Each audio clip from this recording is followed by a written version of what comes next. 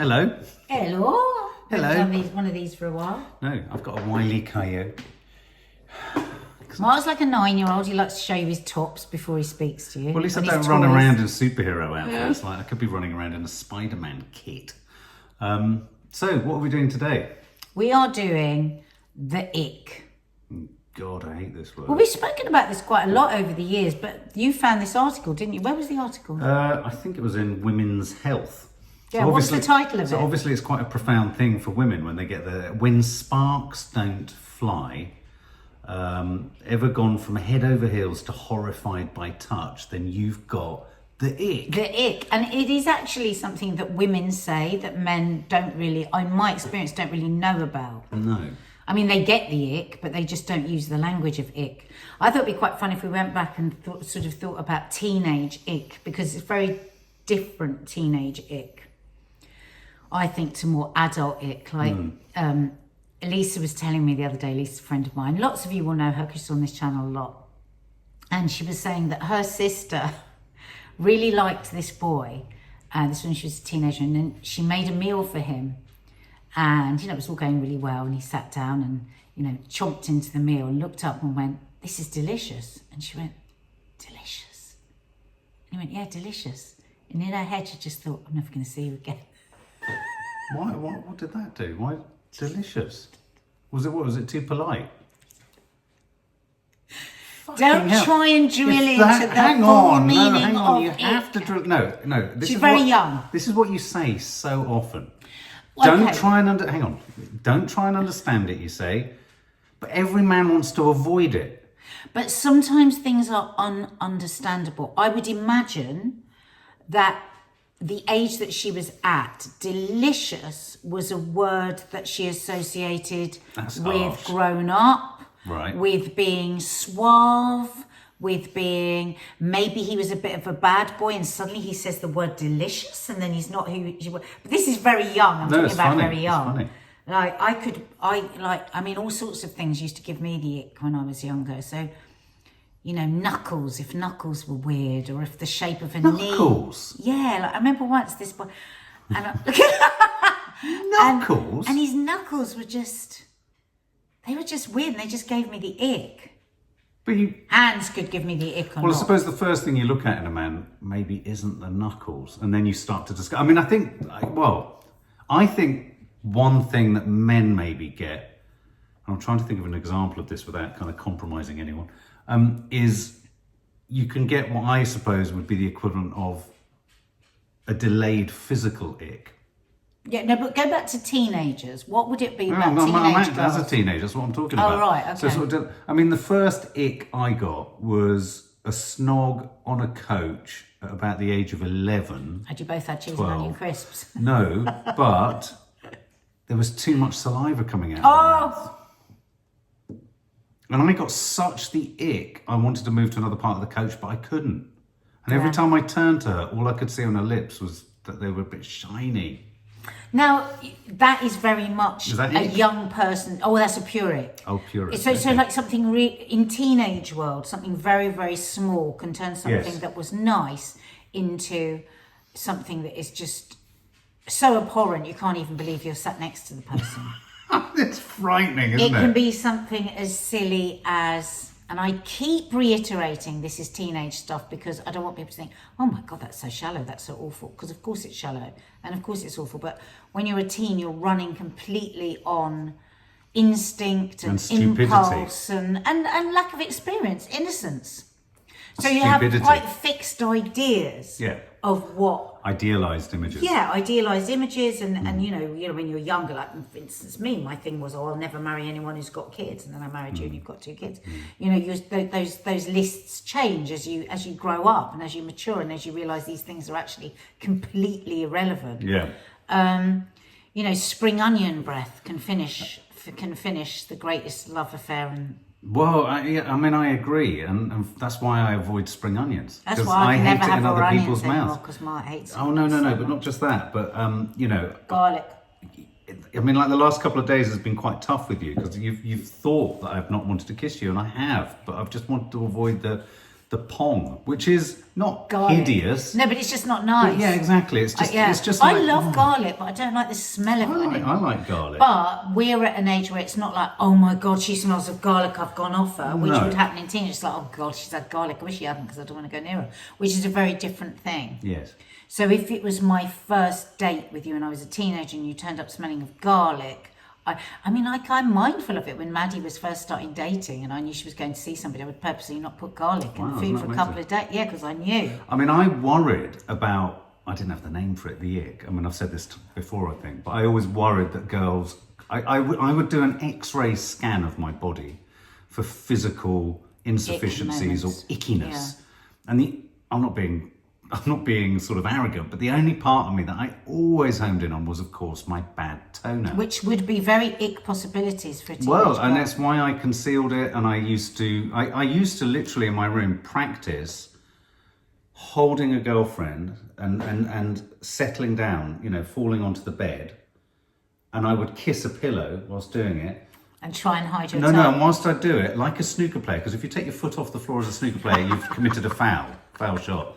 And I'd watch snooker thinking, God, how's he keeping his foot and his toe on the floor? Isn't it awful? And I would do it, and I'd fall, and I'd keep my toe on the floor. And then it was impossible to hump the pillow, because of course your toe was on the floor. Isn't it funny? Because I actually felt like that about my entire body. There was no part of my body that I didn't think could be ick. So I was just My nose, I thought. that your toe was my whole body. I felt like that way about it. Oh, sweetie. I mean, your toe, to be brutal. People are going to be wondering Oh what my the hell God. his toe is Oh like. my God, did it give you the ick? No, God, no. God, no. I'm talking about when you're a teenager, you might go, oh my God, have you seen that boy's toe? What's wrong with his toe? Like, it's just brutal. Young love is very, very brutal. Not for everybody, but... I remember Vicky Peverell screaming so loudly when we were playing bench football. Very sexist time where the boys would play bench football, the girls would sit on the side, and then the girls would come up and play. And I missed the ball, hit my foot against the bench, and everyone paused because they could see I'd really hit my foot. And all that you could hear was tick, tick, tick, tick, tick, tick, and everyone was aware that something skidded across the hall. And it was my bad toenail. Oh my God. And I looked at the bench, I was like this, and all the girls were like, Oh no. it must have been about The 9. worst nightmare. Yeah, my toenail. But then, been a real so problem. that's those silly... It's been a thorn in my foot. Ever since. So that's those shallow, very innocent, immature attitudes haven't to given us any- physical things. Yeah, you haven't given us many examples though from your teenage years. Just knuckles I used to be weird about.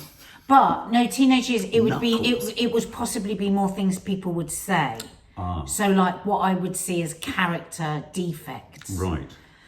So for instance, they could minefield. try too hard Yeah. and be too keen. Right. Or too soppy. Yes. Or a bit sharp. Yes. Or I think, oh, you're not very nice, or you're not a very nice person. Or they might say something not very nice to somebody else, or there might be a bit of bullying. All of that would give me the ick. But what makes the ick different to just not liking something about one? I think the ick means you have liked them, you have fancied them, and then something that they do turns you off. It's like saying turn off. Right. Oh, right. Okay. But I think you've got a good definition Yeah. of it there, haven't you, by But the it's intriguing. I'm psychologist. going to read that in a minute. But I mean, Which might be a good idea, because maybe people don't know what we mean. when Okay. we say Well, it. women. I've never seen it actually written down properly. Well, can I just share one more example of what was the ick when I was a kid, a teenager? That's my stomach. Sorry, I'm starving. 16:8. 16/8's whole fasting, by the way, Yeah. in case you wondered why on earth you just said I some remember- random numbers. 7-4. We fast for 16 hours and eat for 8. 3-9. I remember really fancying this girl at school. You know this story, but I remember really fancying her. And I remember sitting in a sort of common room, and she came in, and as she walked in, I was looking at her, I was going, God, she's so gorgeous. And she tripped, and she fell in such an ungainly fashion across the room. Her bag went everywhere. She was carrying a drink. That went everywhere. I think her skirt probably blew up, and it was just like, it was a crumpled heap of embarrassment. I went off her in seconds. I Now- got the ick. Right, okay, well, I've got some psycho babble. Well, I think I know exactly why that happened. Oh, good. Tell me. I was a think horrible little on a fuck. cellular level, no, Right. I think that you are, well, we know you are. We are both codependents. Right. Right?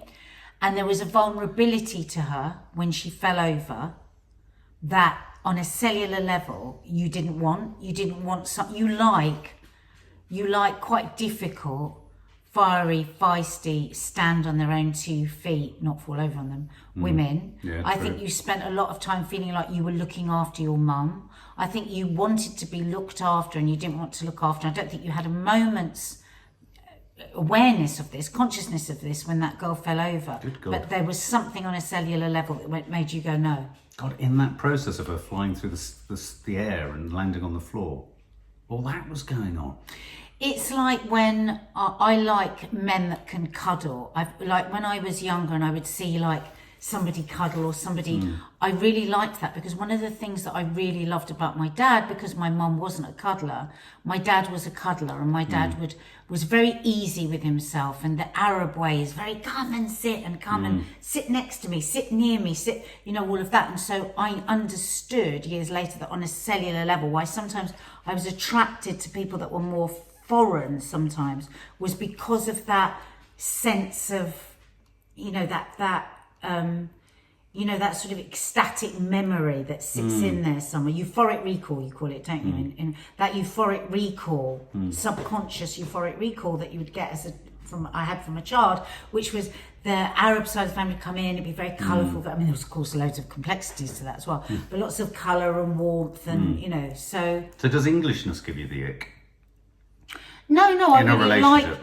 well, does English give me, I mean, that's a huge topic. Well, no, in rows, you often say to me, when I'm really driving you nuts, you go, you're being so English.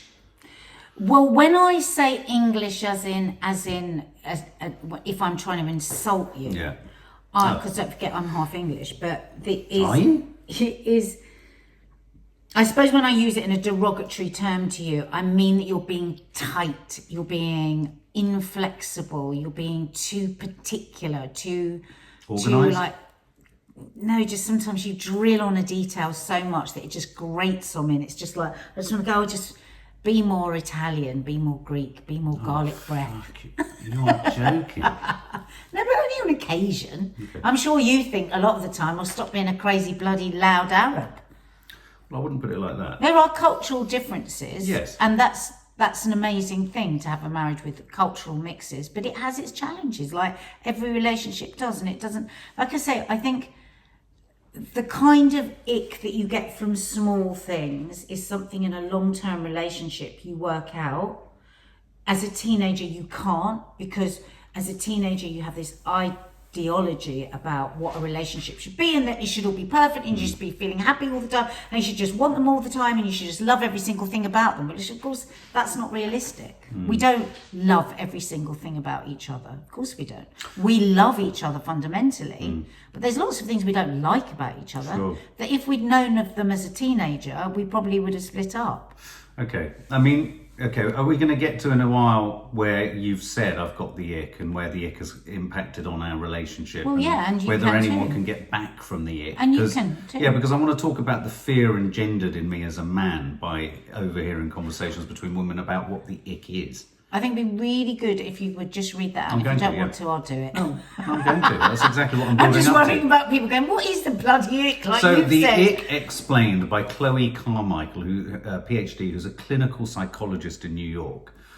She says, when you have a crush, your body and mind become excited and feed off each other. Sounds fun, doesn't it? We call that a psychosomatic reaction. The screen's just gone off. Sorry. Psychosomatic, though, that makes you, it's like when you're psychosomatic, it's fake, isn't it? Because your body tells you, when you have psychosomatic symptoms, essentially your body is being fake. So I'm just waiting for my computer I to come don't back on. believe in psychosomatic, because if somebody tells me I've got a psychosomatic pain, but it hurts, I don't care what it's called, it still hurts. Right. So if I've got psychosomatic excited feelings, well, I don't care if they're psychosomatic, they're excited feelings and they feel good. Yeah. I've literally been frozen out of being able to read what it is for about 3 minutes. No, so if you bear with me, it'll come back. I mean, the thing, well, let's just jump ahead and say this and then we'll define it. Because the word ick puts the fear of God into me. I mean, it Well, really... I think it should. Why? Because I think that too often, not just for you, I mean, I think for everybody. Yeah. I would say the same with you. If you said to me, "Oh, this gives me the ick about you," Yeah.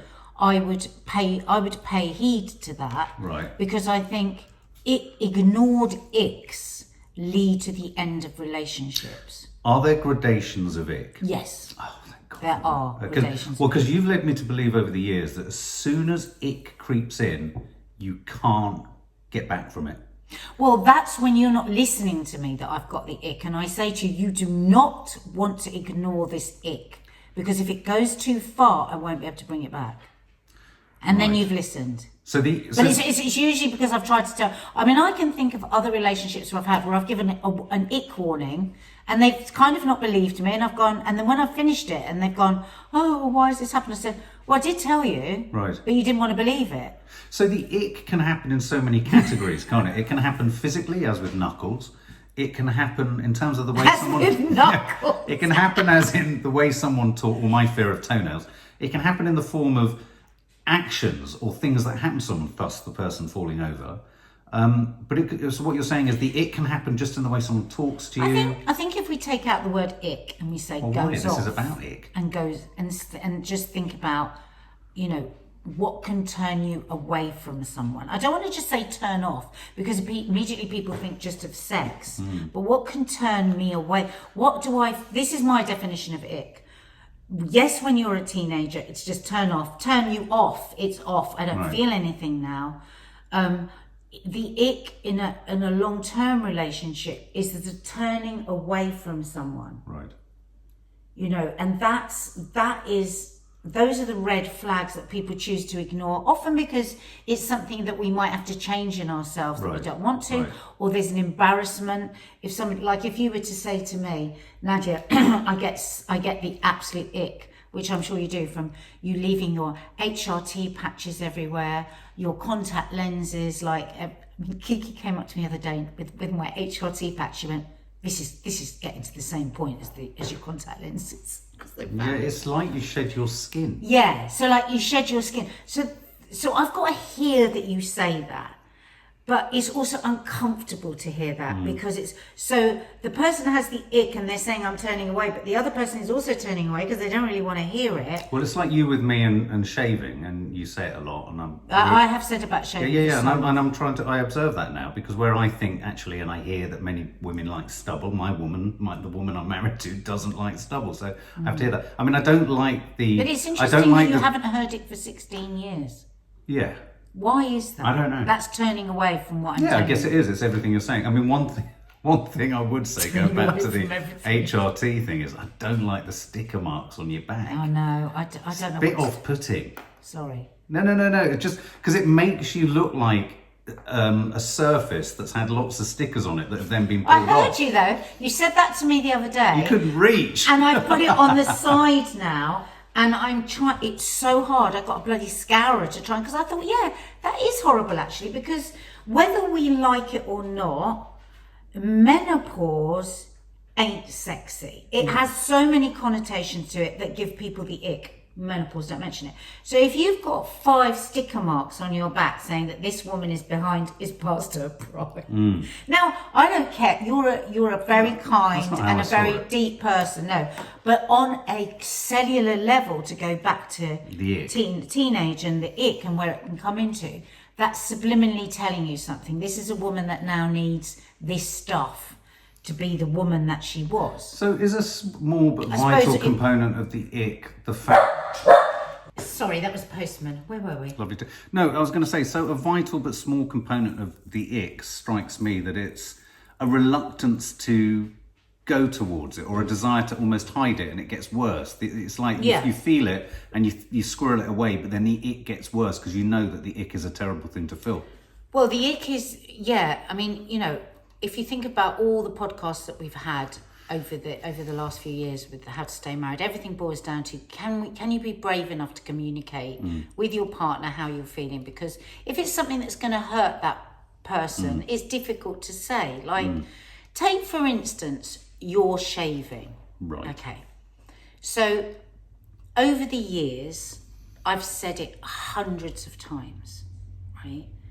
And what I've wanted to say at times is I really hate it when you don't shave, and I got to the point of saying that, and then that still didn't get anywhere. So you're thinking, so what happens with, say, something like, I'm just using this as an example, is you think, well, does this person just not care at all what I think? Does it make no difference to them? Or is it because I hurt their feelings every time I say it, and then or is it that they've now got a sense of pride about it and don't want to look like that? And so all this like dialogue happens between a couple silently. And actually what you're doing is both turning away from the thing that actually is quite a small thing. For many years, just on that note, for many years, not in recent years, but for many years, it was because I had terrible facial eczema. And so I would hesitate. That's the most annoying sentence you ever say to me, because that's what you will say. Because I would watch the eczema increase over days. But that was just me being a bloke and not understanding. No, that was you just being really fucking annoying. Because it's like Boris, you would stand and tell me a complete lie and expect me to. It wasn't, it's because you couldn't be asked. Okay, the ick has come back up, the definition. So, a psychosomatic reaction is when you have a crush and your body and mind become excited and feed off each other. The ick apparently sparks a similar response, but the results are opposite. So, quote, it's like a sense of repulsion. You'll notice a sudden absence of arousal that you used to feel about someone. When they kiss your neck, it feels like a grotesque slug sliming down to your clavicle. Their make-out technique hasn't changed, but your perception of it has. Oh my God, I love the slug analogy. Catching it, like the way you're grossed out by the smell of rotten food, your body may be sending a message when you feel the ick. It's healthy to have a revulsion towards what's not good for us. But the ick is like having a reaction to something that's toxic and potentially sort of bad for you, so maybe it's a sort of survival instinct. The ick is very bad for you. When you talk about the suppression of unhappiness in a marriage and you feel, for instance, like if you're really irritating me, and I'm sure it's the same with you, I'm not, I'm just as irritating as you are, and like you're in that locked off place where you're just dark and you're just like taking shit out on me, and I know it's got nothing to do with me, and I'm suppressing because actually I want to go, just stop being such a fucking ass, but you don't want to do it because there's kids and you don't want the big row. How does that feel in your body? Like if you think about that when you're feeling that way about me, how does that feel? I always feel like I'm literally making myself ill, because it just sits here, it pushes down, it's heavy, it's horrible, it's icky. You don't want to look at the person, you don't want to be near them, you don't want to be. And something that's been a big ick for me in like an argument situation is whenever you just go, oh, can't you just give me a hug when I'm still in that place of ick? That's double ick, that like puts ick on ick and makes the ick like so much worse. Was that capital letter ick? It's the worst ick of all. Okay. Or just tell me that you love me. It's like, why? I fucking hate you at this minute. Why would I tell you I love you? But going back to this idea, where have I got this idea then that once you feel the ick, you can't get back from the precipice that is the ick as a man? I think once, and I do think this might sound sexist, but just having spoken to so many women over the years, women tend to take a lot, and then suddenly their feelings just, women can be very, very brutal once they don't want to know anymore. You've seen it with the girls, and certainly with me in the past, and it's just because suddenly there's nothing left in the tank. Oh, that's a choice analogy. There's nothing left in my tank, literally. But you're probably the same. Once it's been over with you for someone, it's over. Oh my God, yeah. I mean, a big category I think for men, and this is shallow. This is trying to be, fearsomely honest. A lot of it can surround intimacy and sex. Right. And so one of the biggest icks I ever had was a relationship with someone, or a brief relationship with someone, who made so much noise when having sex that I remember not really feeling like I needed to be in the room. And the window... That was like me with the French boy with the baguette and the brie. Yeah, absolutely. He rubbed the crumbs off himself, but wasn't really rubbing the crumbs. But the problem with it was I literally ended up you know, when you're intimate, you're kind of in it. You should be in it so much that you're not really thinking about things outside of it.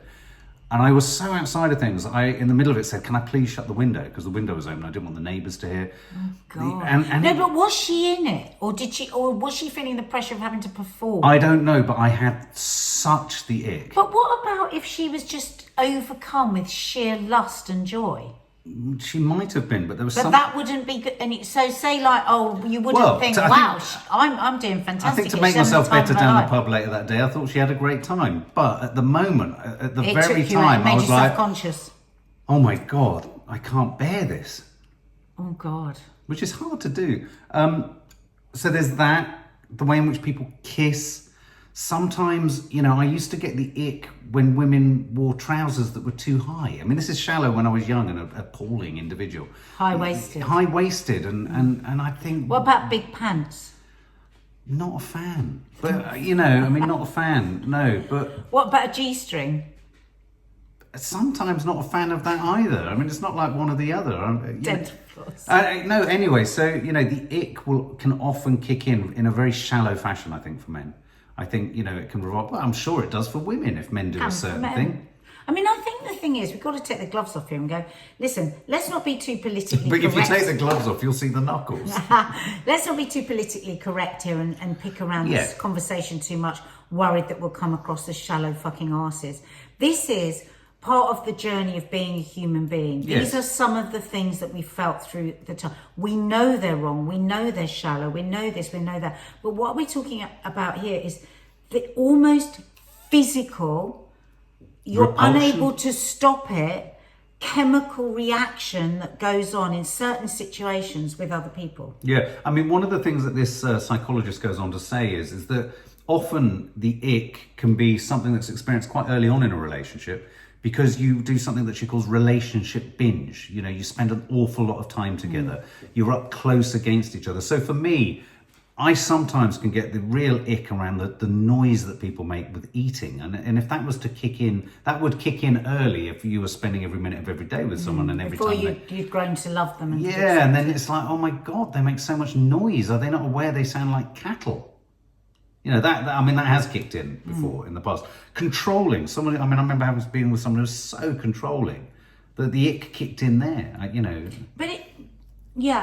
But I think there's kind of two things here. There's a physiological ick where, as I say, the chemicals kick off and you are repulsed and everything becomes slug-like.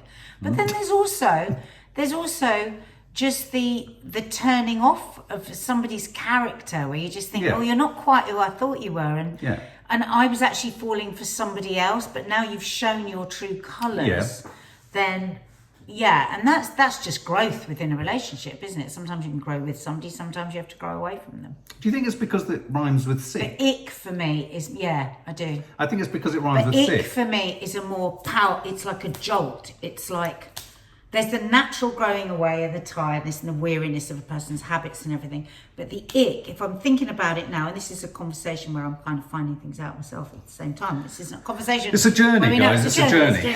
I think you're right. I think ick rhymes with sick. It's like what makes you go, oh no. Also You rhymes with kidding? prick. Yeah, yeah. No, thank you. Ooh. You see, for me, the ick for me, and when I've heard other women say it of other men, I mean, I overheard a conversation the other day where someone said, oh my God, he's giving me the ick. They didn't know I'd heard the conversation.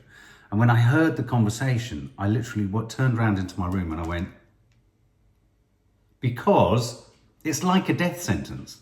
When I hear it, it's like, that's why I'm curious when you say you can pivot back. But I wonder if you can pivot back. I think you have to really want to. I think there has to be a lot of other stuff at play, like the icks that I've had with you in the past when our relationship was in a very bad way. Excuse me, you had an ick with me? When you were drinking. Right, yes. And I just completely, you know, because you were... Listen, in our relationship, the actual period of time that Mark was actually drinking wasn't that long because he gave up drinking. 3 years, wasn't it?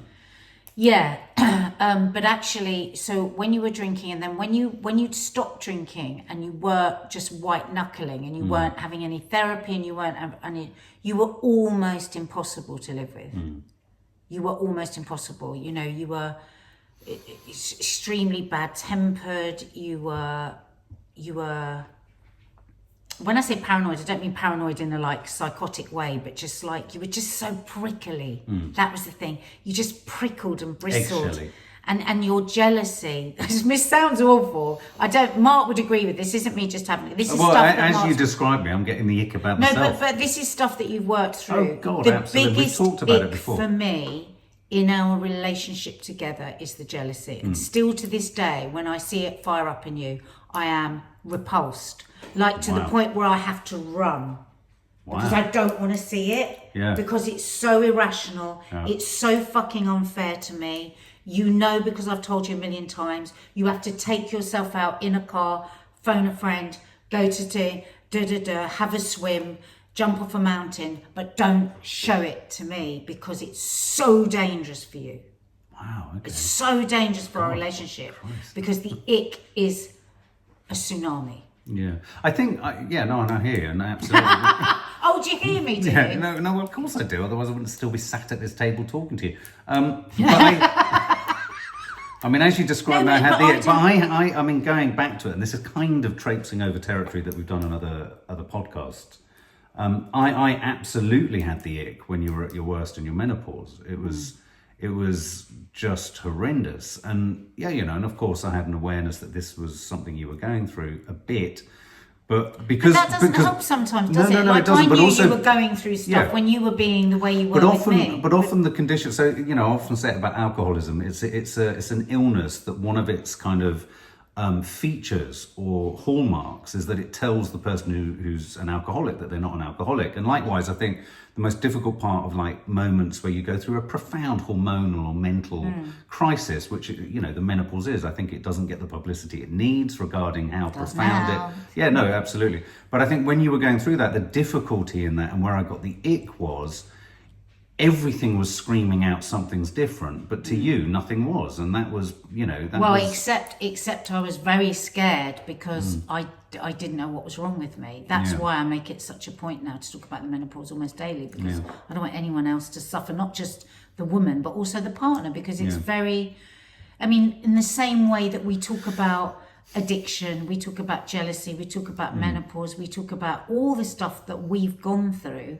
because actually all of the stuff that we've gone through, we come from a place of empathy with each other and sympathy with each other. Yeah. Like, I have never thought you are an evil bastard. I've never thought, oh my God, that Mark is such an evil bastard. I've always known that where behaviours have come from, otherwise we wouldn't have lasted, that were unpleasant or difficult or ick, were from, a place of real struggle for you and mental health stuff that was going on and all sorts of stuff.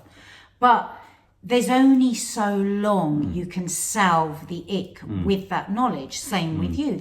You knew I was in some sort of struggle. Neither of us knew it was the menopause. We didn't know what it was, but we knew it. But after a point, you're just the person on the other end of somebody that seems to be completely changing in front of you. And so that's difficult. Well, I mean, that's always something I talk a lot about is around, again, just going back to it because I have, intimate sort of experience of it, with alcoholism, and this is another reason that I'm sort of training to become a counsellor, not just for alcoholics, but for families of alcoholics. I want to be able to help them too, because, and why I talk about the menopause, because it's the families it of people becomes going intolerable. through that. No amount of understanding whys or wherefores or how it's uncontrollable doesn't remove the fact that if the behaviour is icky or damaging to those around you, then it's hard to sort of stay favourable to that person. This article then at the end gives us a few ick repellents, as they say. Can I just say one quick thing? I think just on that, and then go into that, it's because I think what happens, because an ick is such a scary thing, it's like I vertigo. think we leave it unchecked a bit too long. Okay, and if you're in a new relationship, you might just finish the relationship. But in a long-term relationship, it's so scary when you get that response, when you think, oh my God, oh slug, oh don't come near me, that we keep it to ourselves because we're scared. And then all that happens is it gets worse. So if somebody's got the ick that is listening to this and it's a fairly new ick, I would really, really urge you to try and have that conversation, or write a note or a text or something, and don't say the ick, but say, because if I had my time again, is what I do, say, listen, I'm really worried that whenever such and such happens, whenever you do such and such, it might not be a big thing for you, but it leaves me feeling, don't say to them, you make me feel when you do this, because then people immediately go into defense. But you say, it just leaves me feeling a bit strange about us, a bit distance between us. And I don't like, is there any way we can just have a bit of a talk and try and do something about that? And then the person is aware. They might not change it straight away, but it's quite hard once you've got consciousness of something to completely ignore it. Well, I'd go further, and I think this needs to be folded into a definition of the ick. I think the ick is get roundable if you've been in a loving, longer-term relationship, because you will have had a chance, and there must be a reason that you've hung around a little bit in the other better qualities in that person. Not always, but I think that's just broad brushstrokes. Whereas an ick that kicks in quite quickly with someone is perhaps you should listen to a bit more, because if it's standing out like a sore thumb so early on, is that not only going to become far worse? So what I'm saying is if someone you fancy trips up and eats really loud food and screams when you have sex, compatible. I'm going to run in the opposite Well, because direction. you're not compatible. I mean, you're looking for if there's if the fundamentals of your relationship are compatibility and a genuine affection for the other person, then you can maybe work through an ick. But if you're on unsteady ground and then an ick kicks in, I've got an extraordinarily explicit ick, but maybe I should keep that secret. Yeah, I think I should. Is it fanny farts? It's not a million miles away from that. It's not a million miles away from that. It really makes me laugh how men aren't keen on fanny farts when it's all I do remember going into a room It's once. actually men's faults. No. Women don't have fanny farts on their own. Oh, I see what you mean. I once had a girl who I really fancied when I was a teenager run into the room, hurl herself on the bed, pull her legs up and do a fanny fart. And No, I was it wasn't like, her fanny. You can't spontaneously fanny fart. she could. No, Mark. She was. So yeah, fanny farts. Fanny farts happen Yeah, in intercourse. I know. And I think I got the ick the first time I made love. I'm now using the Oh, phrase. don't say made love. Oh my God, is it giving you the ick? Okay, the first time I had sex. No, you don't. You and want to get your rocks away. No, and someone said, it's my time of the month. That gave me the ick. So anyway, on that note, but did I tell you about the woman who screamed a lot? She screamed a lot and ate a bowl of bran flakes really loudly. It was really At the same strange. time? Yes. Whilst you were having sex? No, darling, they're two things that would give me the... Okay, God, so let's quickly goodness. get to ick repellent. So these are the things, these are foolproof relationship must-dos if you're getting the ick. So the first one is fight, not flight. When some people experience friction in a relationship or discover something about their special other they don't like, they may activate the ick as a way out.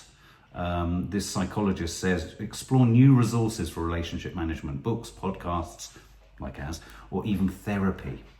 Fight, not flight. So that's your thing again of wanting to make it work, trying to find a way around the ick that makes you sick because he's a dick. But what I would say is if you're in the side of a relationship where somebody is trying to tell you they've got the ick, do not listen to them, because they're trying to fight for the relationship. And if you don't listen to them, then they might fly instead. I think more women get the ick than men, though. I do think Because women are more sensitive to other people's feelings. I do than think. men are. I think it's a much more female-leaning thing. I love being sexist. The second thing. I know I shouldn't, and I know people go, "Oh, that's fair enough for you. You're a woman, you can be sexist." But there are differences between the sexes, and it's as simple as that. The second sort of relationship must-do, or ick repellent, I like that, ick repellent, is flip their flaws. Ever seen someone you love with a bogey? Sure, it's not exactly cute, but it shouldn't make you want to leave the ship. You have to see your special other as a human with imperfections. Kick unrealistic expectations to the curb, not your partner. Aim to be compassionate and non-judgmental to yourself and to them. I remember once I went out with this guy, and it was like second time well, I never really used to go out with people. So like the second time I was with him, we hadn't had sex or anything at that point. And I'm chatting away to him, we were having a pizza, and he leans across the table and took a piece of spinach out of my mouth with his finger. Bless him.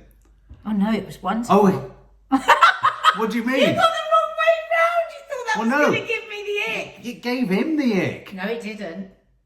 He sensitively reached over and pulled spinach. He goes, "Oh, you've got a bit of spinach." And I thought, I was embarrassed, but I thought, wow. Who'd have thought that all I needed to do was reach over and get some bloody spinach Now, I out of your tell teeth? you what I think that is on a deep subconscious level. Do you know what I think that is? He likes vegetables. No. I think that what it gave, like, to the pure woman in me subconsciously Yeah. was, not for a minute in my head, you know, I was young, I wasn't thinking about having In your but- crutch. No, but he's gonna be there if there's blood all over the floor, if I've got my period, if I'm pushing a baby out and I happen to poo at the same time. All these things aren't going to give him the ick. Wow, from spinach So in it's the teeth. intimacy, yeah, it's real intimacy. It's like, how much do you want to know me? How, like, are you just going to be completely repulsed and run in the other direction and get the bus if I smell of spring onions or whatever? You know, I think on a subconscious level, it was like, oh, you really like me because you've just taken So the what piss. happened to that relationship? Did you get the ick with him eventually? Can't remember. Okay, and the final ick repellent. God, who'd have thought taking spinach out of That's your teeth? so funny. You went, oh, poor him, thinking that I was going to get rid of him, and it was the other way around. So, and the third one is mingle mindfully. You can start working toward an ick-free relationship in the dating around stage. The trick, date smart. Pursue people only if they have the same long-term goals, values, and interests as you. Any relationship can get the ick, but aligning on the biggies, for example, kids, early, which we're seeing in Married Yeah. at First Sight at the moment, early can lower chances of it later. Yeah, I mean, I would have the total ick. If you, and we've spoken about this before in a previous podcast, that we actually, you know, we were both useless drunkards when we Yeah. got married, and we didn't have any discussions about what sort of people we were or what our aims or goals were or anything. Yeah. We just fell into a pit of snakes and sort of fought our way out. But if we'd got married and had a child, and then you had very different parenting ideas to me, I would have got the complete ick. If you'd been suddenly like really strict or slapped them or anything like that, I would have been instantly repulsed. I couldn't. I couldn't be with a man who wants to control their children and is horrible to their children. No way. Or cold with their Yeah. children. Oh. I remember, and this will be my final story, I remember having a sort of romantic interlude, or really it was just a sort of crude, sort of lusty interlude for a period of time with someone. And I remember we were working together, and I remember getting into a cab with them. And as we got into the cab, we sat down in the back, I was working with her, and you know, we were intimate at this point. And as I sat down in the back of the cab, there was an appalling smell that just kind of kicked up in the back of the car. And it's that terrible thing when there's only two of you, you know you haven't farted. There's glass paneling between you and the driver's seat. It's not the driver who's farted. And I knew she'd farted. She knew she'd farted. And we But she both, pretended she But she didn't. didn't say anything about it. Oh, because she was embarrassed. And that was the end of that for me. Yeah, when you're young, that kind of thing can really ick you. But if only she could have heard you this morning. Yeah, yeah, absolutely. Jesus Christ. So true, so true. And on that note, I think we should go before you get the ick. I'm also going to go and get my toe seen by a chiropodist, because I still worry about it with you. Darling, I never have got the ick from your toe. Really? Would you suck No, it later then? Yeah, why do you have to say that? Right now I can't stand you. Have you got the ick? Yes. Oh, shit. Because you always have to be an idiot. No. You can't just shut up. You have to take it further. Yeah, no, it's a compulsion. It's a sort of societal Tourette's, isn't it? I sort of just can't help myself. Actually, do you know what? I think that was quite a brave podcast. It was, actually. We'll probably get vilified. I'm sure. Anyway, guys, if you've enjoyed that, hit the thumbs up. If you're listening on Apple Podcast, hit the 5-star button or leave a nice comment or something. And if you want to actually see us, you can go to our YouTube, Yeah. the Sawalha-Adderleys, because we actually put this up as a video as well. Yeah. And on Instagram, I'm at Nadia Sawalha, and Mark is at Mark_Adderley, ADDERLEY. She was looking at me desperately a little bit there because she's trying to spell it. No, I was just remembering it is an underscore. That's Oh, what I yeah. was- No, it is an But underscore. also, we have a really, really fabulous sister Instagram account called the Popcorn Junkies. Yeah, check it